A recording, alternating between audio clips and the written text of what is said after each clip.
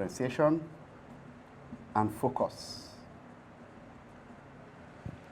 So with low costs, as the name implies, the objective is that this business is in an industry that sells cheap products. So the only way it can, quality, but products at a cheap price, the only way it can survive is by lowering its costs. Then differentiation. It has, in this case, the business distinguishes itself from the market and is selling to high-end consumers, and in the process is using high technology or high-skilled employees to achieve it. Then a focus combines these two into one, but in a narrow geographic area. In a narrow geographic area. Okay. Now, after strategy, let me give a word for strategy. After strategy, we'll look at competitive plan. So that will be the 8th topic, competitive plan.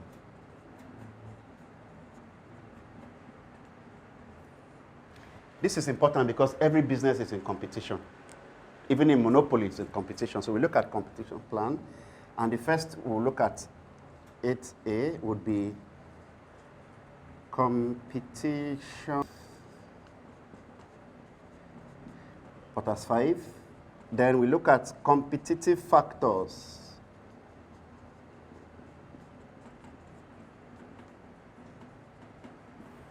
Here we look at technology and technological change.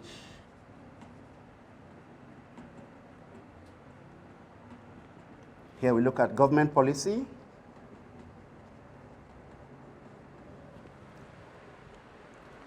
So, a key element of a business plan is a competition plan. Some people can call it competitive analysis. It's another key element. And it's very important because every business is facing competition. Even monopoly organizations face competition. We can have an example in the defunct Nitel. Nitel ran for many years and could not provide more than 350,000 lines. And so it became subject to the competitive force of technology. GSM technology came and disrupted that old technology, and Nitel is no more. So every business is in competition, and that's why we talk about the competition plan. And so the major elements in the competition plan is to look at the overview. How competitive is your business that you are in, or that the business plan is writing? We look at a training company, for example. In this city we are, how many training companies are here? There are not that many, which means the competition is not as much. But if you look at businesses that, like supermarkets and related businesses, that there are so many of them, their own competition is stiffer. So under your competitive plan, you need to have an overview of what competition is in that industry. The next is you look at Porter's 5, and Porter's 5 is a model that was designed by Michael Porter in the late 70s, and it applies to business till today. And these are the elements of Porter's 5.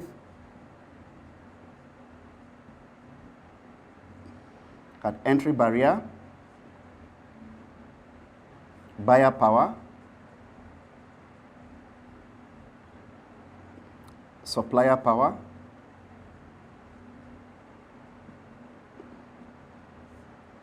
substitutes,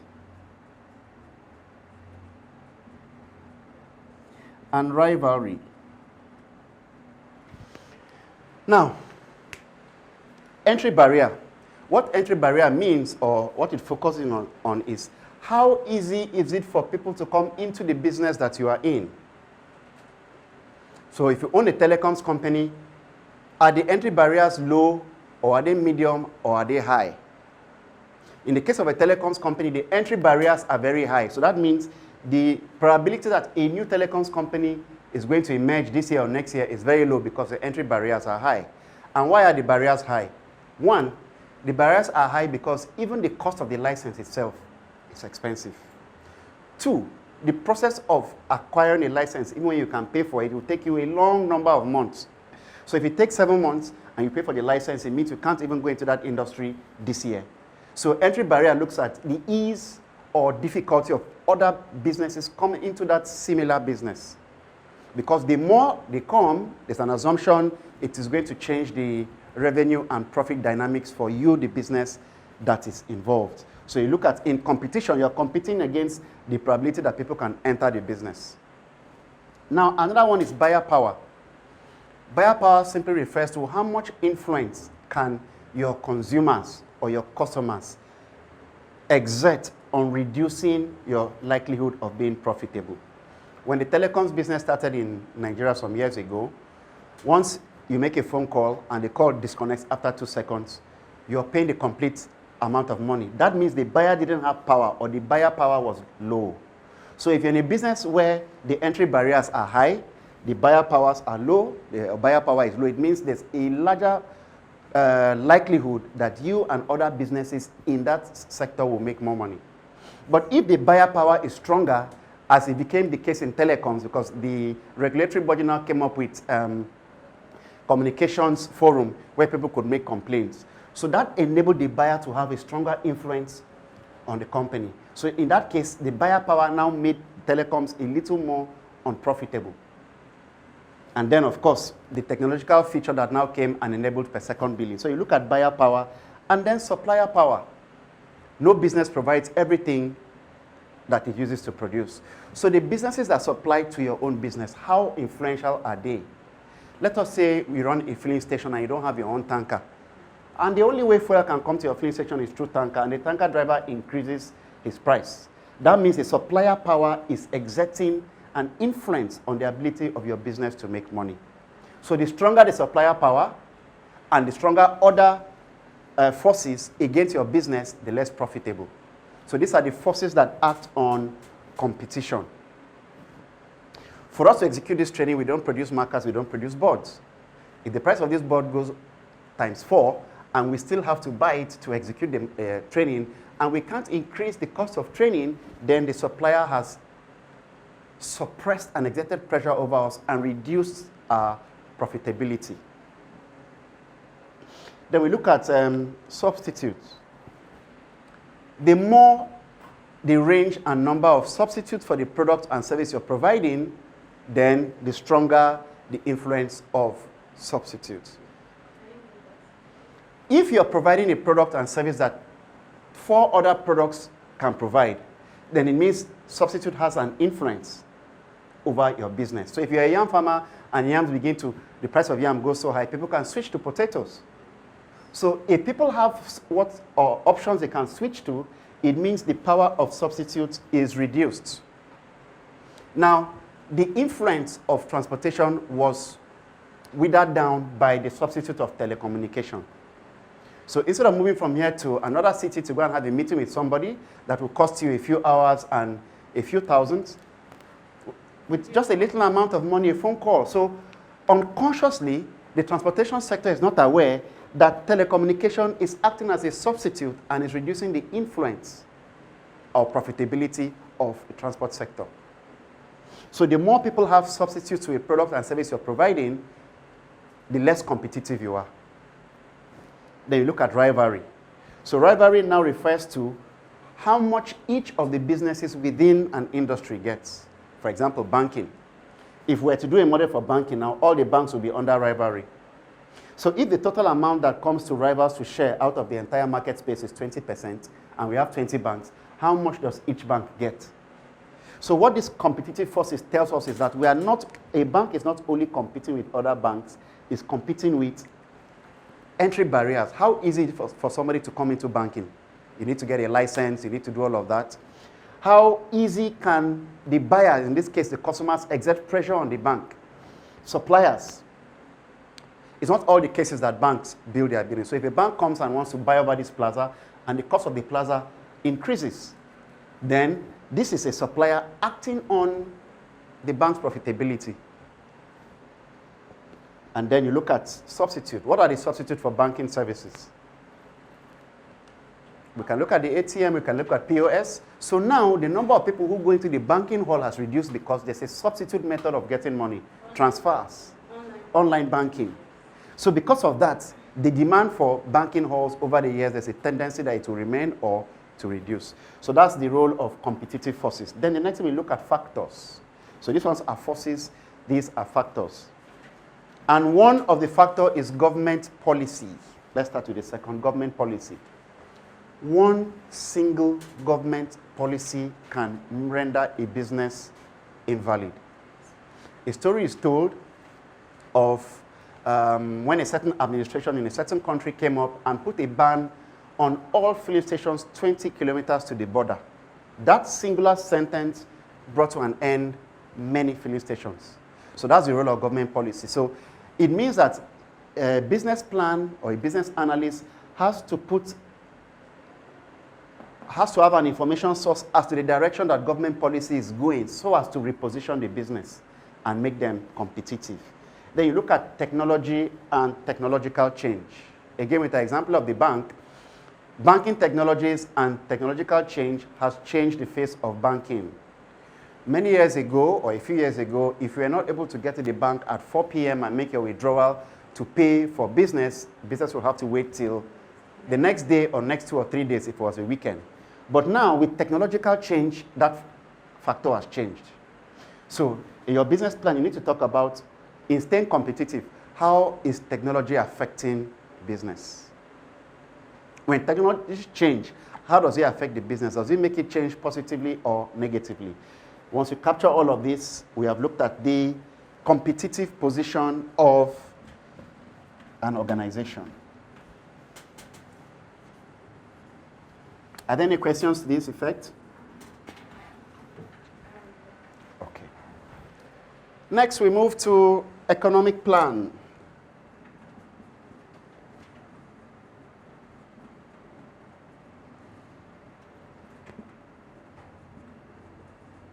Economic plan, we have three considerations. We look at microeconomics, we look at macroeconomics, and then we look at international economics.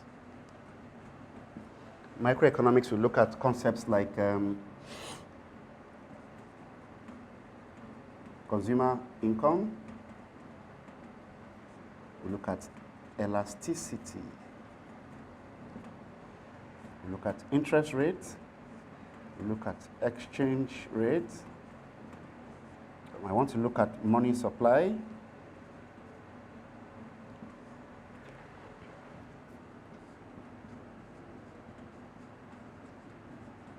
Position of economy in. Now, under an economic plan, we'd look at three sub-discussions, the first of which is microeconomics. First of all, I want us to realize and understand that the entire world is webbed into a global economy. The entire world is webbed into a global economy. The mobile phones we're using today were not produced here. They were produced in another country. The raw materials probably came from another country also. So you see that the raw materials left from one location to a country where it was produced, and the final product came through economic processes, and we are now using it. So the whole world is webbed into a global economy. So you look at consumer income. Consumers are the ones that buy a company's product. What is the income level? If you are able to do some kind of have some kind of global average, and this will apply more to very large companies. What's the income level? So you check the income level. The higher people's income level, there's a natural inclination that the higher the people are able to spend more. The next we'll look at under microeconomics is elasticity. Elasticity is basically the response of the amount of products purchased to price. There are some products that if we increase the price a little, the amount of purchase increases so much or decreases so much. So some products are elastic. If you just make a slight change in the price, there's a slight change. And if that slight change is a decrease, then it means that that business doesn't have the leverage of increasing its price. So it has to try as much as possible to keep its cost. But if its demand is inelastic, if you increase the price, it doesn't really affect the demand, then that business is in a better position to increase its price. So you look at that under the micro consideration. Then, from the macro perspective, you look at interest rate. And what is interest rate? Interest rate is basically the cost at which organizations or firms can access money. So if we have a situation where the interest rate is 25%, let's say commercial banks, and these commercial banks are taken from the central bank at 22%. Now, what this means is, if you take a loan of 10 million and you make a profit of 25%, so that would be 10 million plus a profit of 2.5 million. But that 2.5 million goes back to the bank. So that means you actually worked hard and made profit and gave it to the bank because the interest rate is high.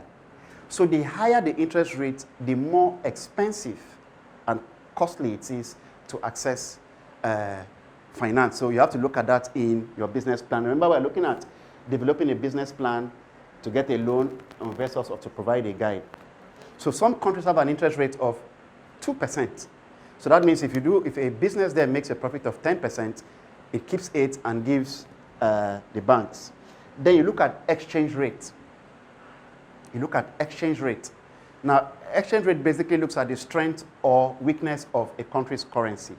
So the stronger your currency of a country where the business is domiciled, the more better that business is positioned. If we remember the fact that the whole world is webbed into a single economy. I mean, just two countries are fighting, but the price of bread, the price of beer, and all related things that come from wheat all over the world have changed. So that shows us that interdependence. So the stronger your country's currency, the more positioned the business is. And then, of course, you look at money supply. So that means the business plan and the business analyst has to keep a tab on what CBN is doing. So CBN checks and regulates the amount of money in circulation. And when the central bank thinks that the money in circulation is too small, extra money is pumped in. So if a business is aware of when extra money is pumped in, the business is in a better position to increase its price because there's now more money in circulation. If a business is aware that the government thinks there's so much money and the government is mopping up the money, the business can be sensitive enough to offer a discount at that time, and then the reverse when money supply is in excess. So this is how the economic dynamics works. And then from the international economic perspective, you want to see the position of that country in the global economy. For example, America, out of 200 countries in the world, America produces 15% of everything produced in the world. A country like Nigeria produces 0.25%. So you need to look at how competitive is the economy. Since we've established that the entire world is webbed into a single economy, it means the things that happen in Japan or in Bolivia directly and indirectly affect what is happening here or in any country where a business plan is being developed.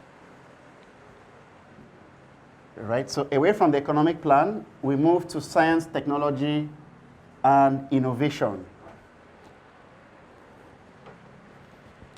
Now, the science component might not apply to every business. It will apply to some businesses. For example, a pharmaceutical company. It is a must that they must have a science plan, and that science plan would include things like research and development. It is from R&D that we have new products and new services in the market to take care of new kinds of needs. But a business that is running a big supermarket chain might not necessarily need to put too much emphasis on science. The emphasis rather will be on technology, which is the application of science. But for pharmaceuticals and consumables, there has to be a very strong foot in research and development. Then we look at technology. Technology affects every business. Every business is affected by technology. So the science or the technology plan for a business would be, how can a business ensure that it harnesses technology as a competitive tool or competitive resource? And then you look at innovation. Innovation is basically, innovation is that part of technology characterized by newness. So what innovation means is that all of us here can have a technology. Let's use our mobile phones or laptops. But everybody has a unique area that they are able to explore this technology that the other person can't. That's the innovation. It is said about Microsoft Excel that very few people in the entire world can use up to 5% of Microsoft Excel. So for those who are able to use it at a higher level, they are able to innovate, but the technology is the same. So I have my laptop, he has his laptop. There are things I'm able to innovate on. There are things he is able to innovate on. So the areas he's able to innovate on gives him his competitive advantage. And the areas I'm able to innovate on gives me mine. So that's how the science, technology, and innovation would function in a business. And the next thing we'll look at, second to the last outline we'll look at, is the financial plan. Now, in the financial plan, we are going to consider things like assumptions,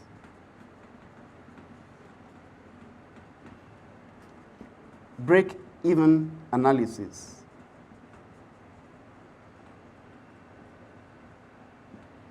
then we look at profit and loss account.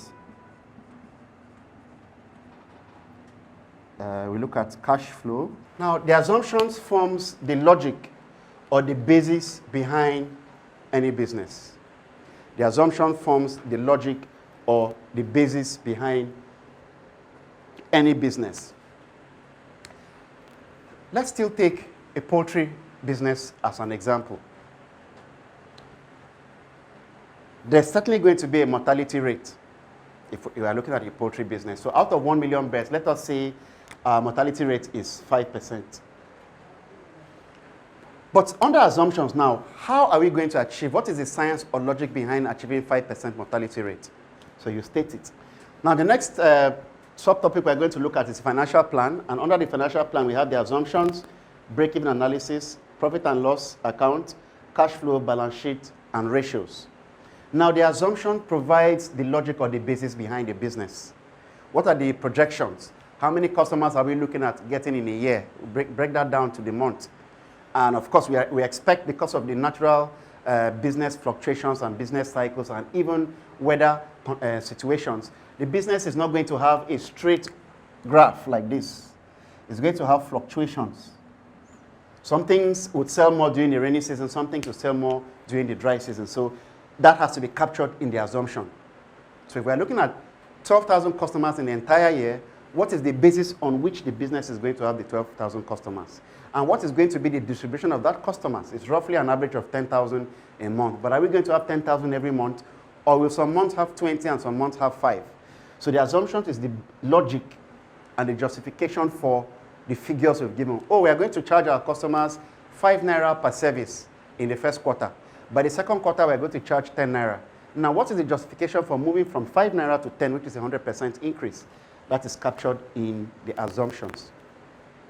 Then the next we look at is break-even analysis. Break-even simply refers to the point at which a business has recovered the exact amount of money it spent. So if a business investment requires 5 million, the day that business generates the 5 million back, that business has broken even. Now you notice that for investments with very huge layout, the longer the investment period, the more risky. An investment of 20 million that has a break-even period of 18 years is too risky. So break-even period, it serves as a mechanism of trying to check and see how profitable. But if you have an investment of 100 million and the break-even period is 2 years, 2 years is short enough for a number of risks to be mitigated. And sorry, we remember another risk analysis. So after doing our assumptions and we do our break-even, the next thing we talk of under our business plan is risk analysis. Now, in risk analysis, first of all, let's make a distinction between risk and uncertainty. In summary, a risk involves an unfavorable outcome that a business or a system is expecting, and they have basic preparations to respond to it. While uncertainties are unsuitable outcomes that have not happened before, at least within the wider geographic area, and so there's no preparation and there's no response to it. So that's why we talk of risk analysis, because every business has their risk. Every business, however profitable, they have their risk.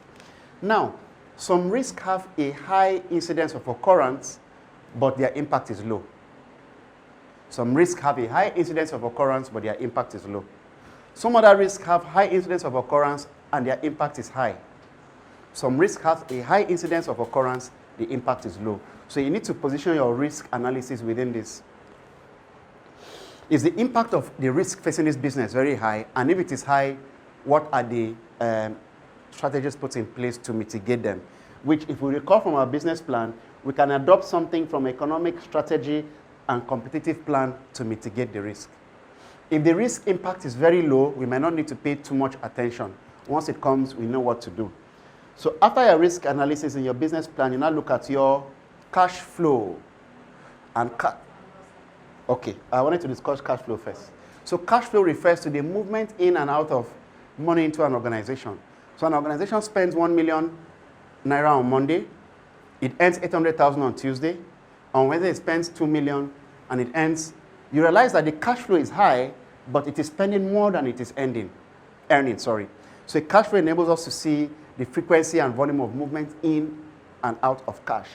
But it is the profit and loss statement that tells us at the end of the day what level of, first of all, did the company make break even?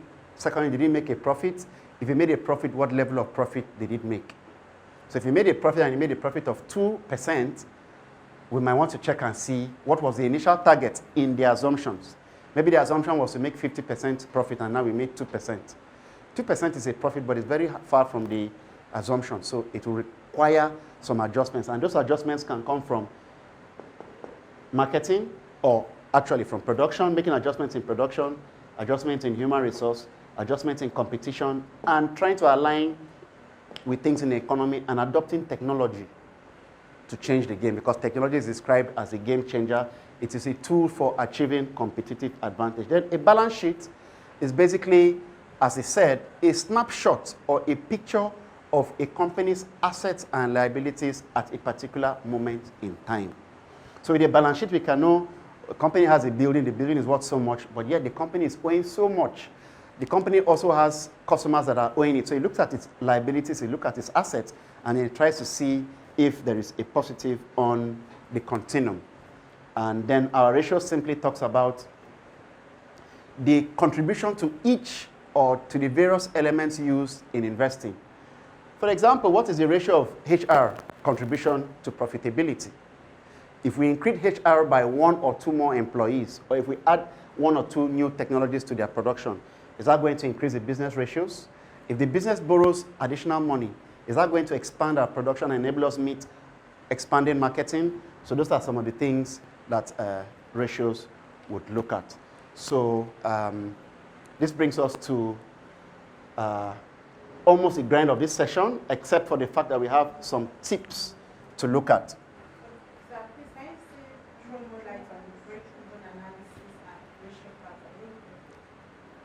Okay, with break-even analysis, we are trying to look at what point is the business recovering everything it has spent? And we said the huger the investment outlay and the longer the time, number of years it takes to break even, the more risky. So an investment of 100 million naira that has a break-even period of 25 years doesn't make business sense. 25 years is too long a time that even the technologies we're operating today would have gone invalid. But if you invest 100 million and the break-even time is in 2 years, which means in 2 years you start making profit. So it means it's more viable. Then ratios simply looks at the contribution of different aspects of the business towards profitability. So some might have a high ratio, some might have a low ratio. So for example, we want to look at the ratio from human resource contribution. If we employ an additional staff, and we are going to spend an X amount of money additional, is that going to impact on the profit? If the ratio is contribute to the profit is low, then we might need to make a change. Maybe we might work with overtime. Instead of recruiting somebody else, we might decide to do overtime for our employees so as to maintain the ratio. So the ratio just looks at how each source of contribution to the business is contributing to profitability. Then, we didn't talk about executive summary. Remember we said it's positioned first but it's written last. Now, having written everything, and your business plan will be anything from 10 to 200 pages, depending. For example, if somebody is going to set up a refinery, that refinery business plan will have to involve a large number of pages, because you talk of your engineering drawings and all of that. So let's say your business plan is 30 pages. Your executive summary, maximum 2.5 pages, or if you can, 2 pages. Now the essence is to ensure that if the executive gets to read those 2 pages, he has had a bird's eye view of the entire document. So there are different methods. Some people can decide to do one subtopic for one paragraph. So everything about your organizational summary is in one paragraph. Everything about products and service description inside the executive summary is in one paragraph. HR, one paragraph, and all that. So once he's able to go through it, the components of the business plan that he's really interested in, he can go back there and study elaborately. Then before we wrap up this session, let's just have a little discussion on writing tips. Now, in writing a business plan, a number of tips should be observed, one of which is peer review. If a business plan is written by an individual, whether it is the owner of the business or a business consultant, after writing the plan, it's important to give it to a colleague or somebody in that area for him to review it. This is especially when the business plan is going to be submitted almost immediately.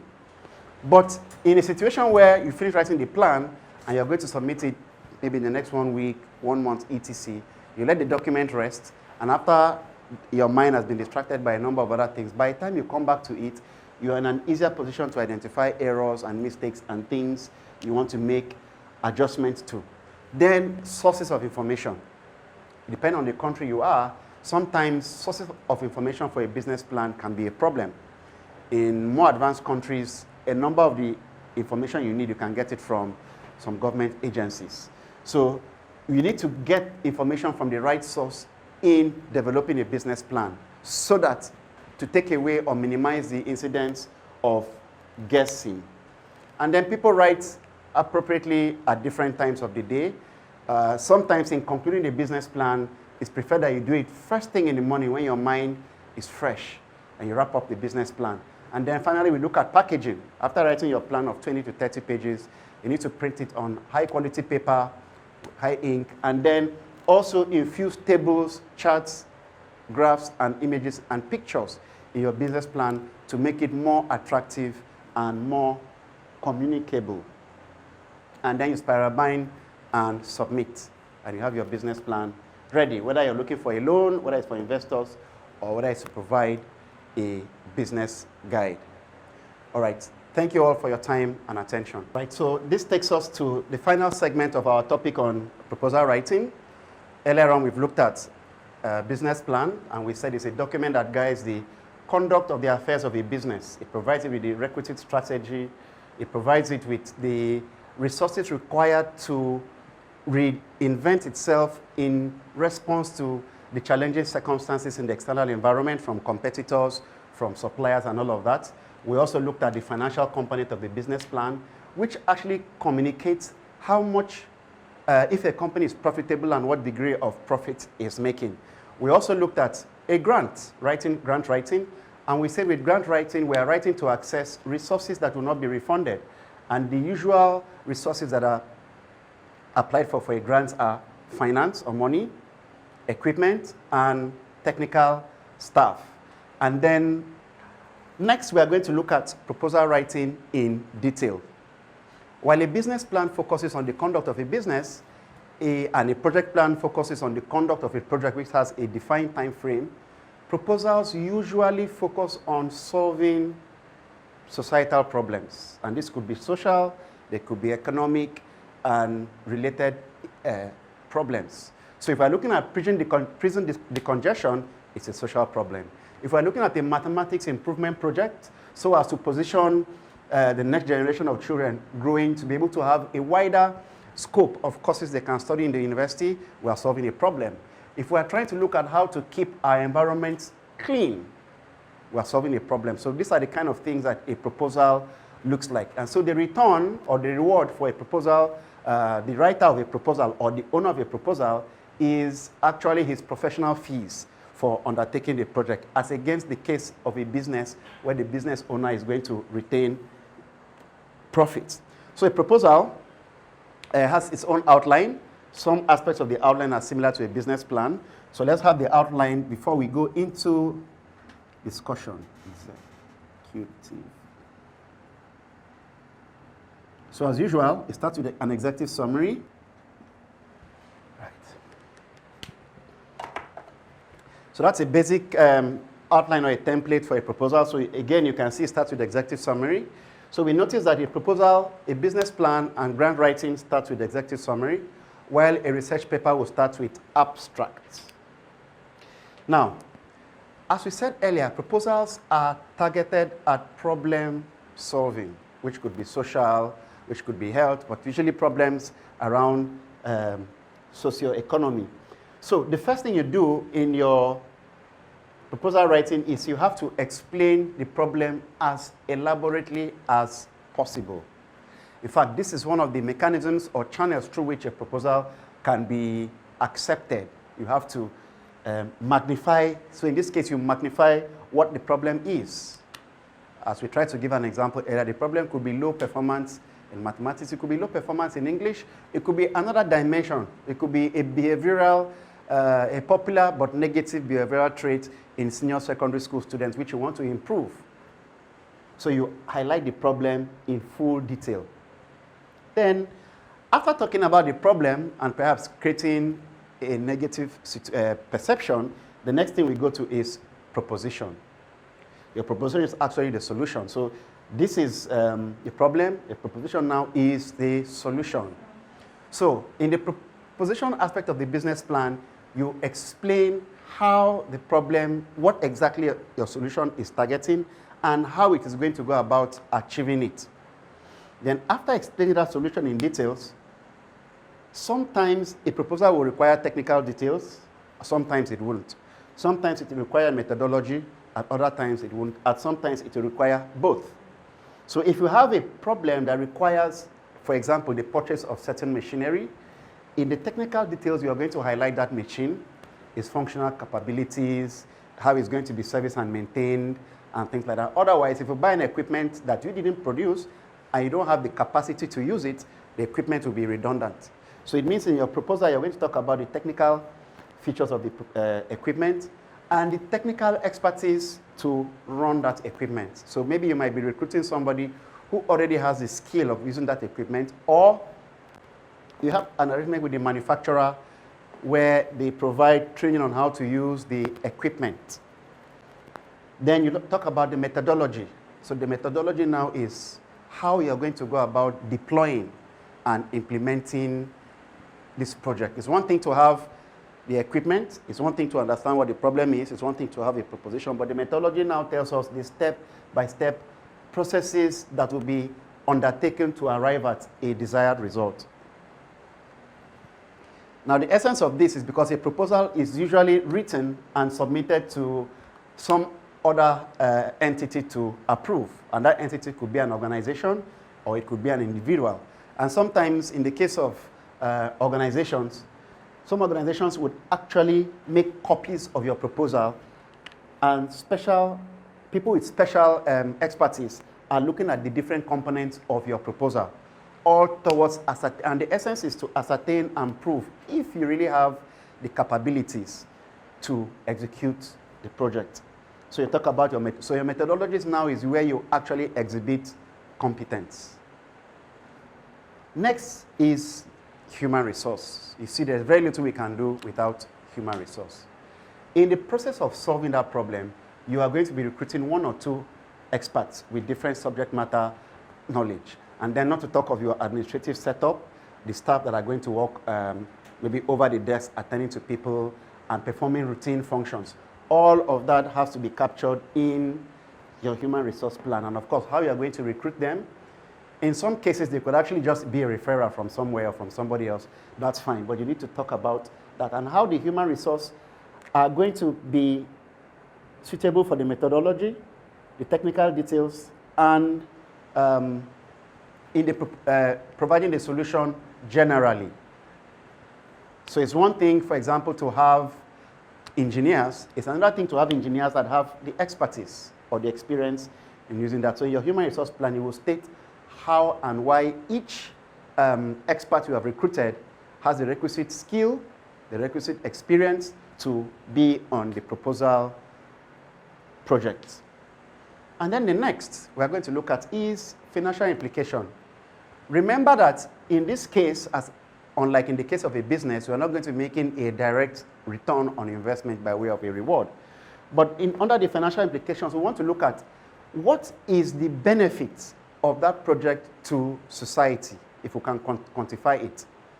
So if the project is going to, if the proposal and project is going to require an investment of 5 million naira, for example, what social benefits has the 5 million naira created? If it's going to solve a recurring health condition or a recurring health problem within a community, and let us say, for example, every person that goes to the hospital for that ailment would spend 10,000 naira. So if we are spending 5 million naira on this project and we have people in that community in hundreds of thousands, it means that within 1 year, the money expended has prevented healthcare expenditure to the tune of that amount, because by investing in this, each individual is prevented from being exposed to that disease or the pathogen that causes that disease, and the consequent money they would have had to bring out from their pockets to pay. So by undertaking this project, we need to talk about the financial implication, how much it costs, and then how much is going to save. Now, that is now in the expected outcomes. So what are the outcomes? By investing in this project, we are going to save and prevent X, Y, and Z from happening. And X, Y, and Z, we may not be able to easily quantify it, but we should roughly be able to say that society is better off if we undertake solving this problem than leaving society that way. Then, of course, you, the executioner, or the brain behind the proposal, in the financial implications, you state your fees. Maybe it's going to take 6 months for you to run the project under supervisory procedures. You state it. If you employed an engineer and employed a biochemist or whatever professional, you state what their role is going to be and what their reward is going to be under the financial implications. So by the time the potential donor looks at what you're asking for and the potential benefit to society, and this benefit now begins to compound over the years. And so it provides a real benefit. So as with the case of a business plan, after we are done writing, we summarize, executive summary. So let's say this proposal is 20 pages.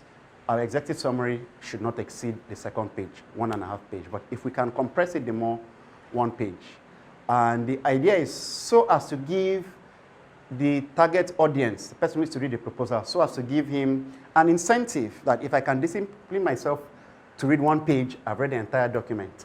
And when it gets to certain aspects of the executive summary, as we said earlier, let your problem definition be 1 paragraph. That way, it even enables easy reading and followership. So when he wants to go and confirm something, he just knows he needs to do it paragraph by paragraph. So every paragraph is summarized into the executive summary. And again, we need to make our document presented in such a way that it will encourage reading. So we can use a particular font or font size for the subtopics, and then the content under can be a different color. So you can use black for your subheadings, and then the content can be a dark shade of blue.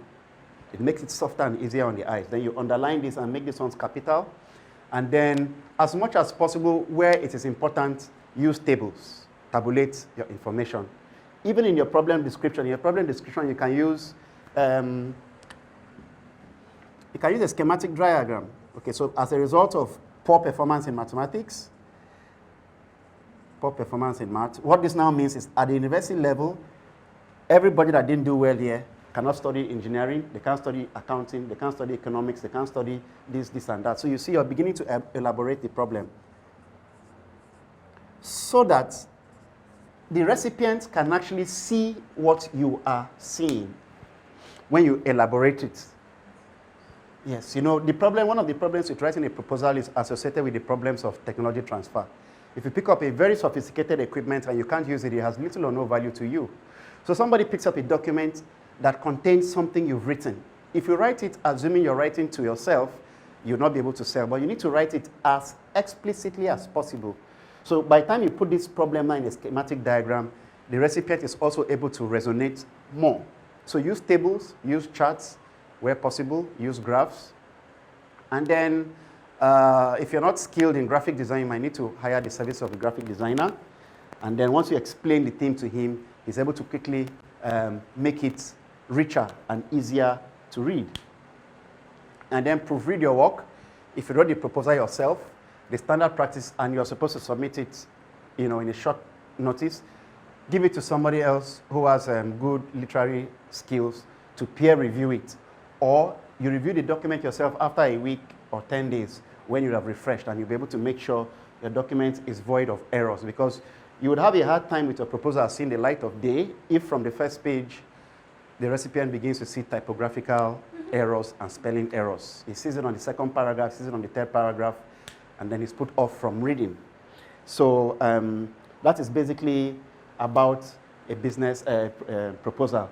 And for the color theme, some people, when they are writing a proposal to an organization, some people like to use the organization's corporate colors. So if their corporate colors is pink and purple will be at the background. What that does is that, I'm just using those color combinations, it can be any. It kind of unconsciously resonates with the, the recipient, because it's his colors that are embellished. But other people think, no, I have a company, we provide services, and I'm writing a proposal, you can decide to use your corporate colors. But the most important thing is try to embed colors in your document to make it easier and softer to read. And as we said earlier, recall, there are sources, you need to get your information sources from, you need to get information from different sources in writing a proposal. Sometimes it might be that source. Just like the example we gave earlier, somebody studied maths and has been a teacher for some time and has seen where the problem comes from. So in that situation, he is basically the source of information. In other cases, you might have to actually go to the field and administer a questionnaire to gather data. In other situations, you just do desk research, just go to Google and you get information that you will now use to strengthen the content of your proposal. And always print with high quality paper, with sharp ink, and spiral bind properly, and we have our proposal ready to go. Always print with high quality Paper, ink, and bind appropriately. Don't finish writing a sophisticated proposal and just use a stapler to staple it. It won't carry that commercial weight. But by the time you spiral bound it properly with all the color effects and all, it gives it acceptance. Then before all of this, even before the executive summary, there is the front page. That front page, there's a front page of the proposal. So that front page should carry your organization logo if you have. Let's say you're writing to a government agency, it carries the government agency's logo, the address, and with the dates and things like that. The front page should always come before the executive summary. And the same thing applies to a business plan. Your front page should capture something like a business plan for setting up a... Yes, what the proposal should be on that front page. And it will be in much larger font. If the font for your business, within the content of your work is 12 pages, that one for the front page, dependence. Much more. Okay. 36. Your information, your biodata, like putting your name, the writer. If you have a company and you're writing from your company to the government agencies, your company name that will be there, not your name. That's why I said earlier, you use your company corporate colors to embellish the proposal, but some people prefer to use yes, or whoever if it is Shell, you use theirs. So it is your company details that are there. However, if you are writing a proposal as an individual, then it will be your own private details. All right.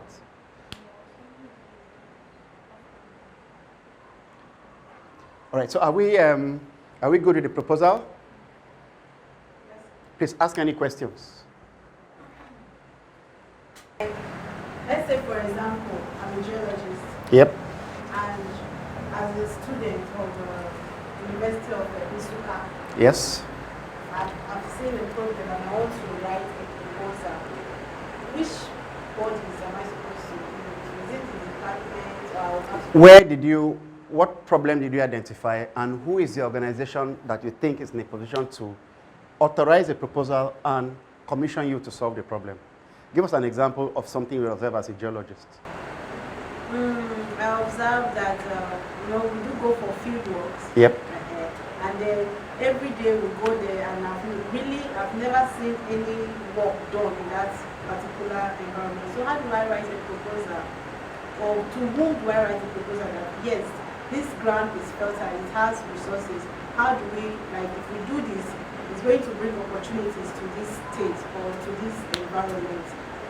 Which bodies can I write? State government, local government chairman, Okay.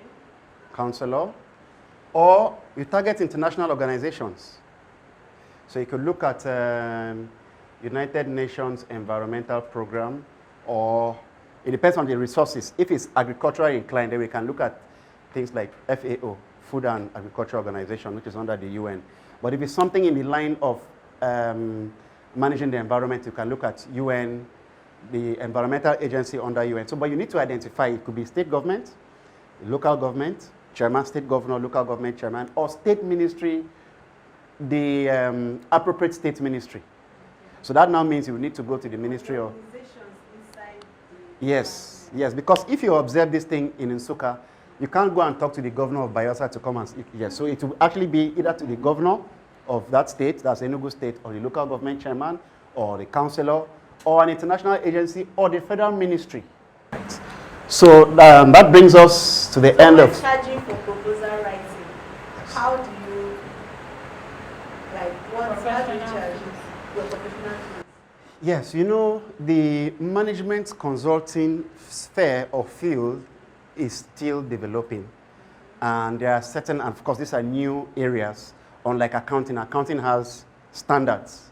If you're recruiting the service of a chartered accountant, there is somewhat of a benchmark that must be paid. In fact, if any chartered accountant takes less than what is expected, there might be some implications. So this aspect of management is not yet fully standardized. You know, so it's going to also be subject to bargain positionings.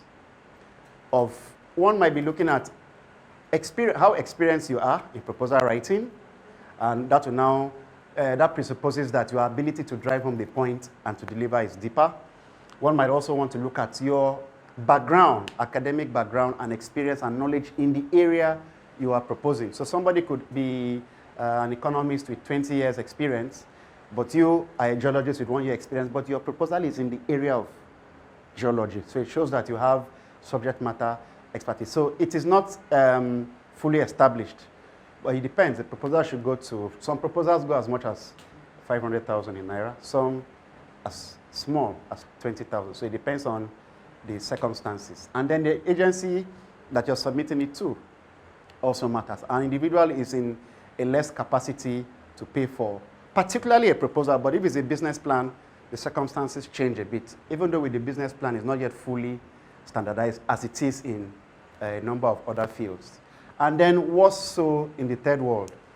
You know, in the third world countries, physical products act more on people than a service.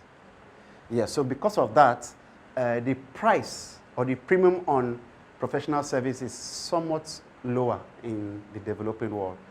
And so that's how that goes. Thank you, sir. Thank you. All right, so any other on proposal writing? Right. Thank you. So this takes us now to our last course, if you like, or discussion for today. And we have fused, we call it interview, lecture, and access to job. Okay? So at some point, we'll do, if we get an opportunity, we'll do a little demonstration. So let's start with interview. And then let me add case study.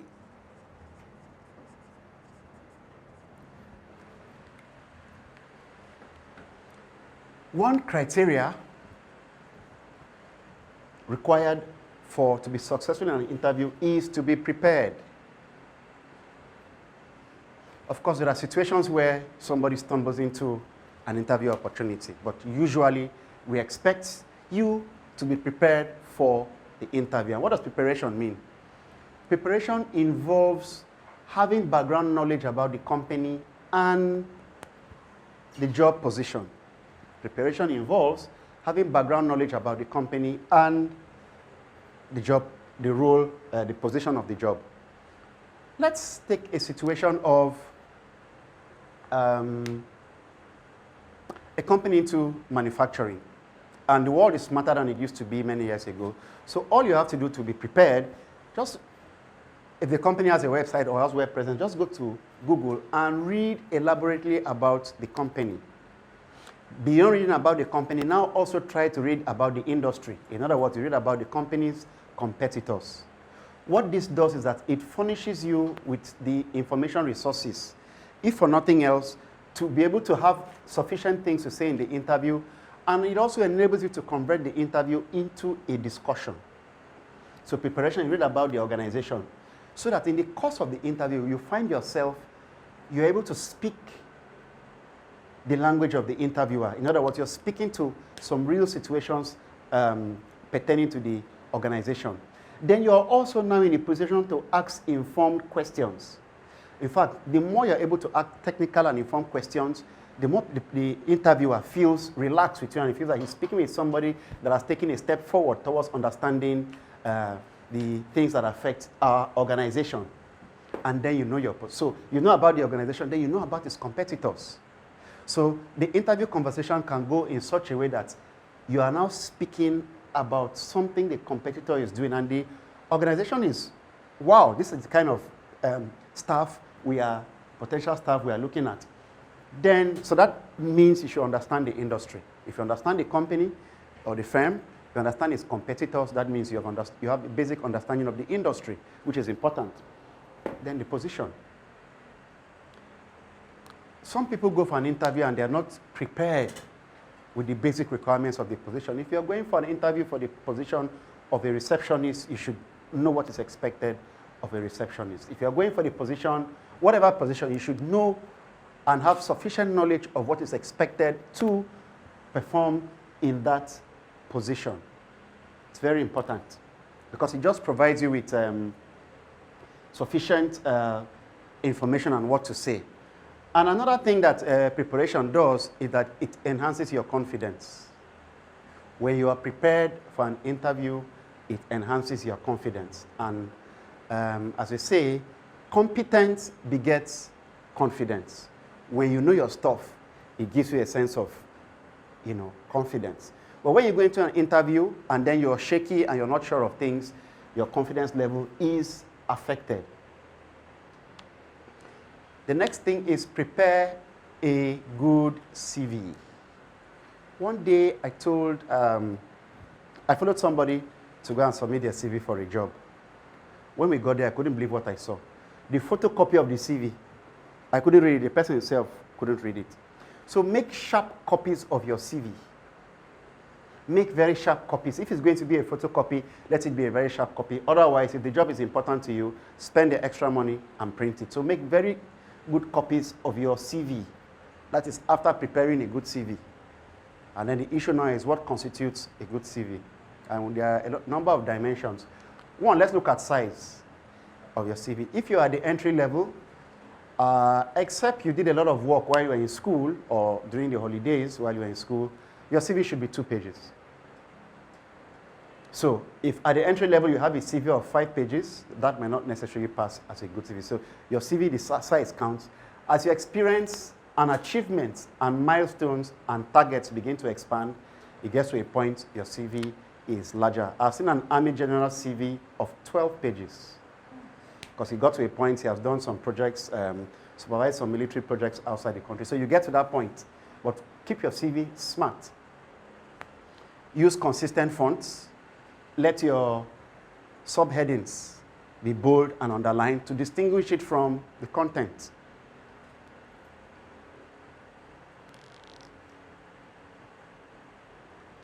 Okay, so once you have a good CV, that improves your positioning.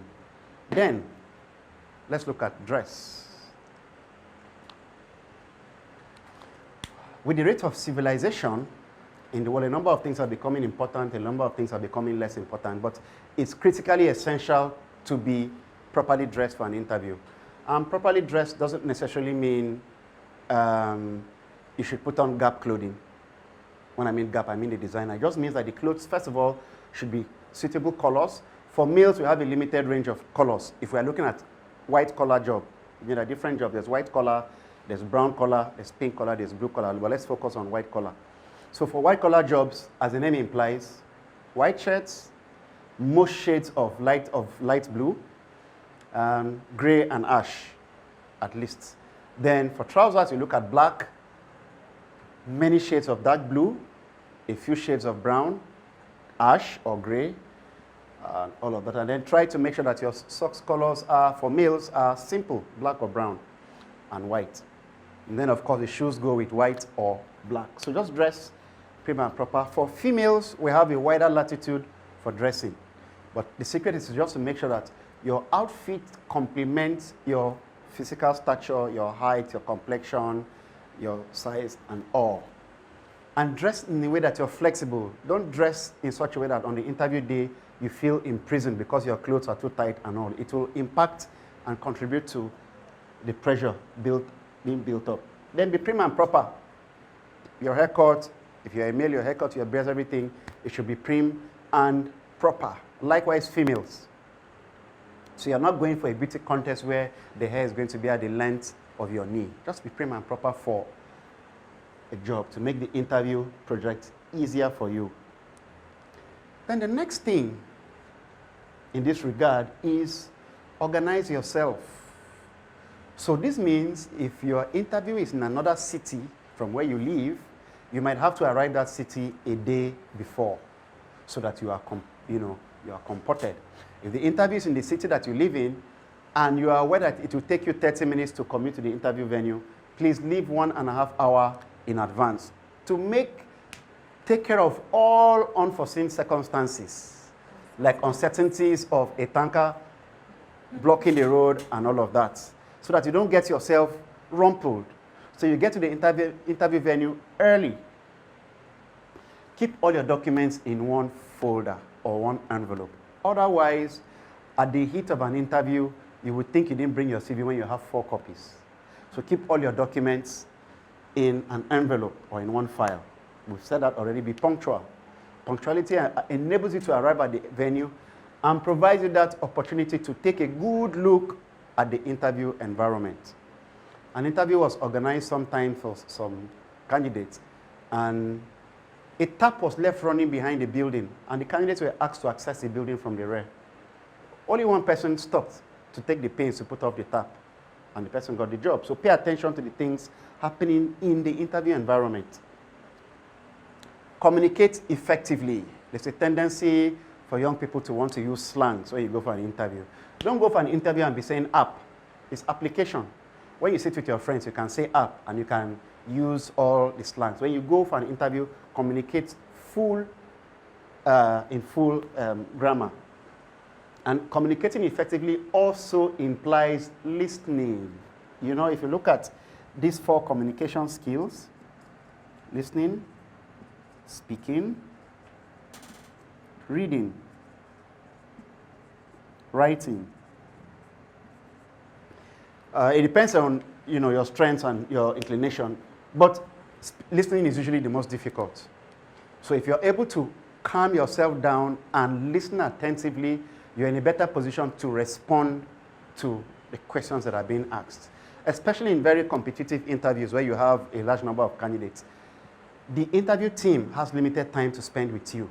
So if you're leaving the best for last, you want to say the best content at the end, you might not have that opportunity to be heard. So by listening as a subset of effective communication, you are able to actually ascertain what the question is, and then try as much as possible to stick to the question, answer the questions as closely and as strictly as possible. Avoid excessive speaking.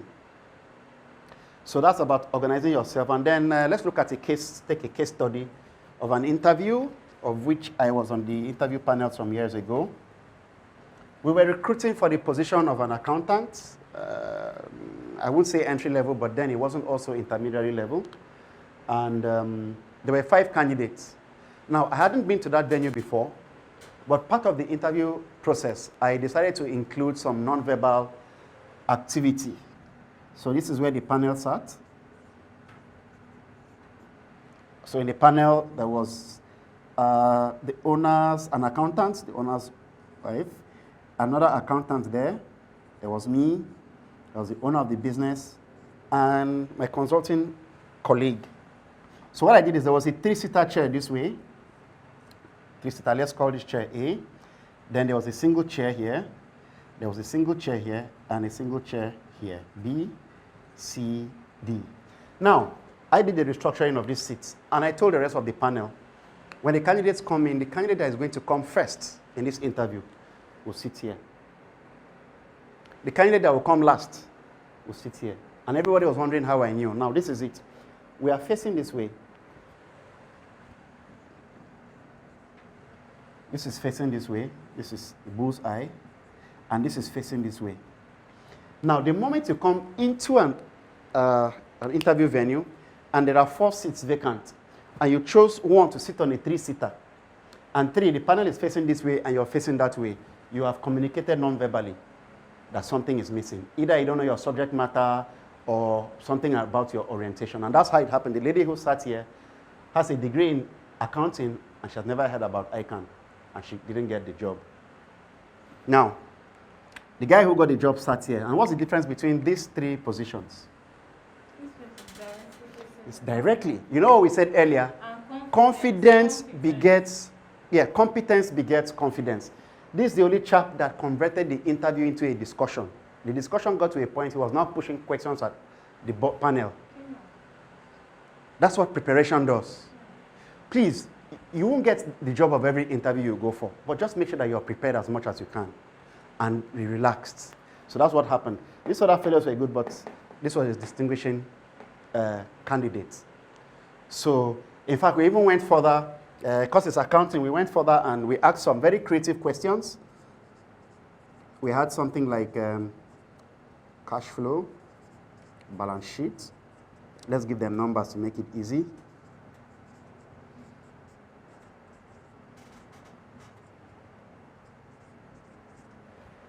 Now, we asked the candidates to put these 4 features into pairs. Now, 1 and 2 can go into the same pair because they are all financial statements. 1 and 3, yes. 1 and 4 can go into the same category because cash flow represents the movement in and out of money into an organization. And with a video, we have pictures and images moving in and out. Then 2 and 3 go into the same category. And the reason is, balance sheet is a snapshot of a business at a particular point in time. And the picture is a static picture. So balance sheet is static, picture is static. Cash flow is mobile, video. So he was able to demonstrate to us that he didn't just cram and pass, but he's able to apply it into his knowledge into other areas. So that's basically the primer on interview. So once we're prepared for interviews, and preparation has to do with knowing the job, knowing the organization, and the job position, and then knowing about the industry, the competitors, that's the rivals, etc., we're in a better position. And then we arrive at the venue on time. We're able to relax and all. And then also we talk about preparation. On the interview day, you have to be light. If I'm going for an interview and it's in the morning, I'd rather not take anything. But by the time you overfeed, you put your system at a disadvantage when you get to the interview. You need to use the restroom when otherwise you won't have needed to, and all of that. Okay. So, you have any questions? If there is 1 vacancy and 7 candidates came for the job, no matter how good all of them are, there's only 1 person that will get the job. So one thing that can hinder is high level of unemployment, because there's a limit to the number the organization can recruit. Yes. Other things that can hinder, sometimes some people have in good control their subject matter expertise, but their attitude and personal mannerisms is a tick-off. So you sit down in the waiting room and you pick a phone and you're shouting at the tone of your top of your voice. You're already non-verbally and verbally communicating something to the employer. Or a little thing, you exhibit some fireworks and there's a big disagreement or conflict between you and somebody. You flare up in anger. You've communicated to the organization that this person, even though he knows his subject, but the person has an inclination to anger. Or perhaps you have the competence, but your personality type is not what the organization is looking for. Now, the job is for an introvert. So we need somebody who can mind their business most of the time and enjoys quiet time. But while you're in the waiting room, because part of being in the waiting room is also schedule of the interview. So in that waiting room, there were 12 people in that waiting room, and you talked with all 12 people, including yourself. So you've already interviewed yourself because you were talkative, and there's nothing wrong with that. It just means that job is not for you. There is a day we'll be looking for a marketer, and sitting down quiet in one place becomes a disadvantage. And so that is just it. So That's part of knowing the job, yes. So when you know the job description, you act accordingly. But then again, if we say act accordingly, doesn't mean we should switch. Just be yourself. It's not every job that is, yes. Right. So another thing we need to realize is it's not every opening that is suitable for us. Personally, I will have difficulties in taking up a very high-paying job for the position of a personal assistant. Because that means I now have to rewire my life and my schedule. If my boss gets up at 4 a.m. and leaves the house at 4:30, it means I have to be up at 3:30. So I might be qualified, but that attribute of the job is not suitable for me. So at the end of the day, let's realize that in an interview, it is not a do or die affair. If we don't get this job, we are going to get the next. But at all times, let's try and make sure that we are prepared, we have good CVs, we dress properly. Okay, The so documents you need, apart from your CV, what other documents do you need for an interview? Or will you be part of the adverts, the job adverts, what you're to bring? Are you going to be told, or you're supposed to know that I'm to carry my local government of origin, my CV, my transcripts, my certificates of discharge?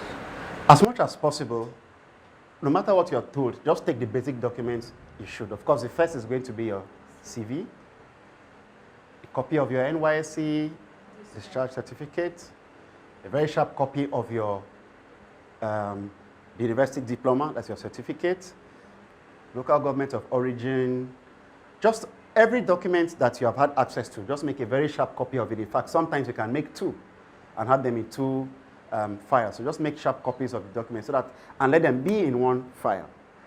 So when you're asked to bring a document, you just bring everything out and pick the particular one. So just go equipped. That's part of being prepared. If you're not prepared and you leave everything to the last minute, you get to the interview venue and find out that you have everything except your CV. But then again, we thank God for we live in a smarter world. You can quickly duplicate it. So that's basically on the interview. Now let's look at job access.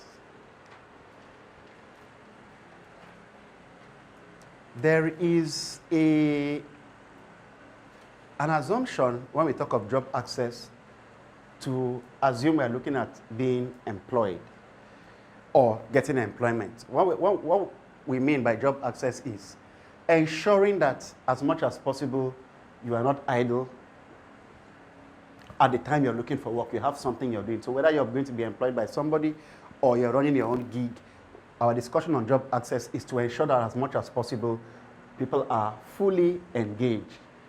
And the first thing to do is, first and foremost, is to determine your purpose. Is to determine your purpose. And there might be no real scientific way of doing this, but there is something that burns in the heart of each and every one of us. There is something we have a natural inclination to. There is something we have a natural affinity or ability in doing. These are the things that should be able to guide. Some people from day one know that they are not employees. Some people from day one know that they can't do anything except they are employees. So the first thing to do is to identify your purpose. Identify your purpose. And this can come from a number of ways. It can come from paying attention to what people that are close to you say about you. Perhaps they have seen some things, attributes about you that you are not aware of. So people around you can be a compass. You can be the ultimate compass to yourself. Situations around you can lead you towards what you should be doing. Now, so, and the options easily, getting a job,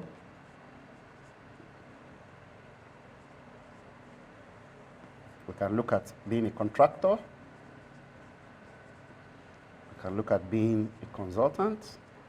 However, even after you've identified these at a very, comparatively speaking, an early stage of your life, you might still have to start with getting a job, so as to keep you in circulation, to keep you in contact, and keep you learning and improving yourself. But let's take them separately. The moment you've identified that you are going to be an employee, then you have to take the process of looking for a job as a job. The moment you identify that for you job access is being an employee, you have to take that seriously. For some people, a story is told of somebody who printed 50 copies of his CV and was just going around to organizations. Physical copies, sharing them. So you have to take your job search as a job. That's one of the key things. You have to take it as a job. And if you understand the employment, unemployment dynamics, you know that sometimes, even after you've sent 10 copies of your CV, you need to have a mindset that you haven't started until the job comes. Another way you can do this is using recruitment companies, HR companies that focus on recruitment. There are a number of them. You can get their contacts online. There's eRecruiter, there's Workforce Group, there is 25th and Staffing Sunrose. Now, the advantage these recruiting firms have is that, on one hand, they have a pool of CVs from candidates seeking for jobs. On the other hand, they have a range of organizations who are always asking for candidates. So they just do the matching, and then you get a phone call for a job. Another thing you do is you need to socialize. You need to socialize. If you're looking for a job and you're an introvert and you live inside your shell, a lot of jobs will pass you. You need to socialize. Then personal contact. Socializing might actually look like, we can describe it by being very interactive when you go for social meetings, but you need to also develop that skill for one-on-one contact. You should be able to have that ability of having one-on-one conversations and maintain contact and communication with people that can help land you a job. And then there are other ways of, being gainfully employed. You can be a contractor. If you find yourself, you find it very easy to know the specifications and measurements of machines and their functions, regardless of what you study. And you are able to, some people have this ability to find something for people. Somebody looking for something, you said, give me 2 days, and you make some phone calls. That can be an indication that you'll be good as a contractor. So you can begin to explore that. But realize the challenges and the benefits of each. Sometimes a contractor can go for 6 months without any income. So if you have been equipped by nature to be a contractor, you'll also be equipped with the ability to manage all of that. So it will teach you how to manage money when money comes. There are things you need to buy in large quantities so that when there's no flow, you always have that, which an employee will not have, because an employee is just used to a 30-day cycle. And there's nothing wrong with that if that is who you are. Because if you try to switch camps, you have to come back one day. Then if you find yourself as a consultant, somebody who is able to use knowledge, who is skillful and adept in problem solving, then what you need to do is to begin to build capacity in that area. So you might actually look for a job in a consulting firm. Eventually you can become a partner, or you can actually get a job in a consulting firm, develop yourself, and afterwards you step out into the world and start solving problems for people. I'd like to add in this light that once we can understand the fact that we are created, each one of us is created to be a solution to at least one people, or maybe 100, or maybe 1 million. So you find out that for a consultant, that will be good thinking, because there's always going to be somebody that needs help from your professional expertise. Just the same way, each and every one of us needs help from other people's expertise. So if you find yourself as a problem solver, you begin to develop capacity, even when you're keeping a paid job. If that thing is burning within you, dedicate 1 hour a day to that activity. Now, there's something they say about the law of 10,000. If you spend 10,000 hours on one activity, of course, you can't do that in a year. A year is 8,760 hours. So if you spend 10,000 hours on an activity, maybe it will take a minimum of 3 to 4 to 5 years. But after that time frame, you become a master. You become a master in that field. So, if you bear that in mind, that can also help prepare and position yourself to be skilled enough to provide service or value. Or put it in other words, if you spend 1 hour or 1 hour on an activity every day in 5 years, you become a master in that space. And so it puts you in a position where people call you. People always call you, come and help me do this, come and help me do that. And then you found yourself something to do. If you find yourself as a politician, and then begin to read books in the area of leadership and development, etc. And then you might start off at a job, but later on, you begin to move and align yourself with older or senior politicians you can learn with and learn from. So with a combination of all of this, the probability or incidence that you will be idle or unemployed will be minimized. Once you're able to build yourself, even if it's not a conventional job, you build expertise in an area, people will keep calling you. Even it gets to a point, companies you went and gave them CV that they rejected you, they now call you on consulting service. They now call you to come and solve problems. So the narrative changes. So let us rewire our minds to understand job access means getting a job. But if you have seen and understood yourself to be an employee, there's nothing wrong with it. We recommend that you can start with a small organization, and then later on, as you begin to improve yourself, you can begin to look out for bigger corporate entities. Right, so do we have any questions? In the absence of any questions, this brings us to the end of our session. Thank you for your time and attention.